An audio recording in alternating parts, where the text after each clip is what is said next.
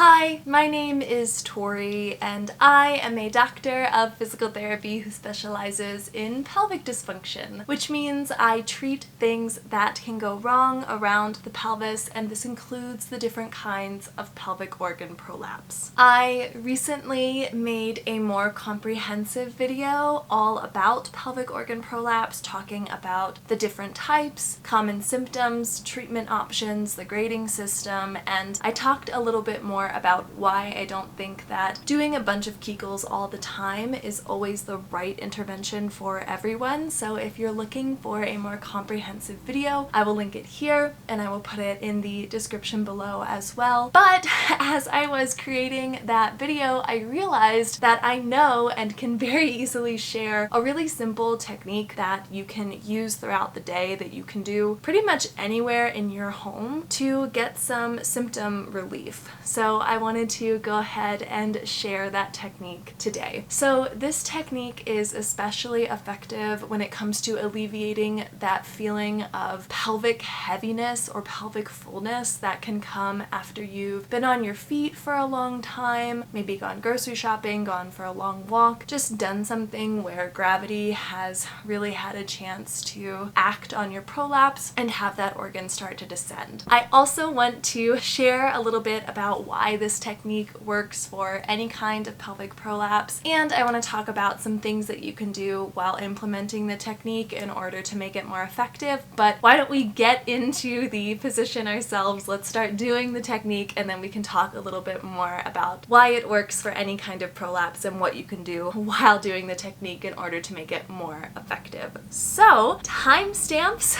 and links to any resources or anything that I mentioned today can be found in the description below, and without further ado, let's get into it. So I am here on my big comfy couch, but you could easily do this on your bed, on the floor, on a yoga mat, or really on any sort of surface where you're comfortable lying down on your back. I also have two pillows with me. You could use pillows, you could use folded blankets, you could even use yoga blocks. We just need something that you can place under your buttock where you're comfortable relaxing and resting your pelvis on top of it. So the position that we are going to be getting into is a supported bridge. So let's go ahead and get into that position together. I'm just going to move these out of the way for a second. And what you're going to do is go ahead and lay down on your back like this.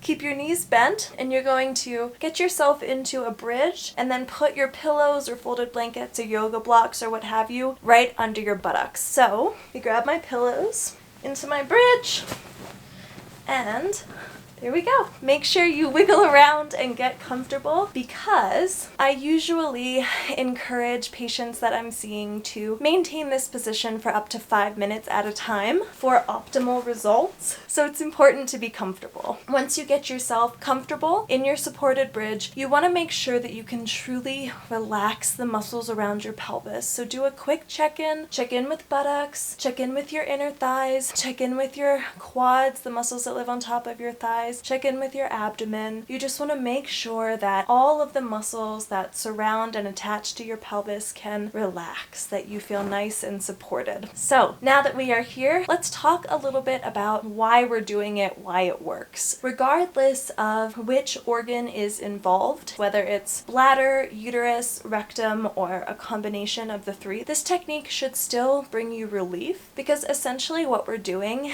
is using gravity to help those organs ascend back up towards the belly button and reach a more optimal position in the pelvis. So if you think about those symptoms of fullness or heaviness or sort of sagging, that sort of feeling that can sometimes happen, usually that symptom is secondary to gravity having a chance to have an effect on the prolapse, right? You are going for a long walk, you're going grocery shopping, you've been on your feet all day, you've been doing some sort of upright activity for a prolonged period of time, that feeling of heaviness and fullness can be secondary to gravity having a chance to act on those organs and encourage them to descend down further. And so all we're doing is getting into an inverted position that encourages the opposite motion. We're just using gravity to encourage those organs to ascend up towards belly button. So that's why it's very effective regardless of which kind of prolapse you have. And then a couple of things that you could do in order to make this technique even more effective. Depending on what's going on with your pelvic floor, if you know that your pelvic floor could use a little bit of strengthening, if you know that your pelvic floor is a little bit weak, something that you could do in order to make this technique even more effective would be to do a set of pelvic floor contractions, do a set of Kegels, or do a set of pelvic floor endurance holds. Do a set of pelvic floor contract and hold, 2, 3, 4, 5, fully relax, 2, 3, 4, 5. So if you know what's going on with your unique individual pelvic floor and you know that pelvic floor contractions or pelvic floor endurance holds are exercises that are truly going to help you improve your prolapse symptoms, then implementing those exercises while you're in your supported bridge is a great way to make it even more effective. If you are on the other end of the spectrum and you know that your pelvic floor is not weak but is instead holding, is almost spasmed, if you will. Sometimes when someone has a prolapse, their pelvic floor will contract and end up forgetting to let go because it's trying to lift the organs that are resting above it. And so if that's you and you know that about your pelvic floor, the other technique that you could implement in order to make this technique even more effective would be a pelvic floor drop, a reverse Kegel, pelvic floor lengthening and relaxation. So if you know that that's you and that those reverse Kegels, those pelvic floor lengthening exercises are helpful for you and your pelvic floor, then you could do a set of those. Maybe you could do a set of diaphragmatic breathing where we're really opening up the pelvis. So maybe you could do that nice big belly breath where you do inhale, belly big, belly hard, and you're really using your diaphragm and your abdomen to help that pelvic floor descend. And then effortless exhale. And again, inhale, belly big, belly hard.